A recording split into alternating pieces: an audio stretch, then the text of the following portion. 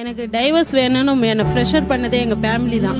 அவன் அவனுக்கு விவரமும் தெரியல, வேலைக்கும் போகல, நாங்க பாத்துக்கிறோம் உன்ன, நம்ம வீட்டு இருக்கு, நானே அவனுக்கு ஒரு வீடு தருவேன், இது எதுக்கு அவன்கிட்ட போய் நீ வாழ போறன்னு என்னை டைவர்ஸ் கேட்கும் போது எல்லாருமே என்ன ப்ரெஷர் பண்ணி தான் கொண்டு வந்தாங்க.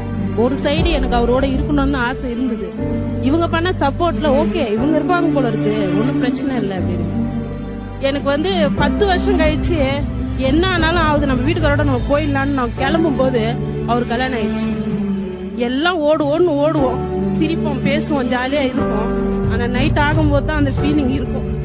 வேணா நம்ம அவசரப்பட்டு வந்திருந்தா வராம இருந்திருந்தா ஒருவேளை நம்ம லைஃப் நல்லா இருக்குமோ. அட்டன் டைம் எங்க அண்ணனுக்கும் எங்க தம்பிக்கும் கல்யாணம் ஆச்சு. அவங்க என்ன வெளியே போக சொல்லல, தானாவே நான் வெளியே வர மாதிரி பண்ணிட்டாங்க.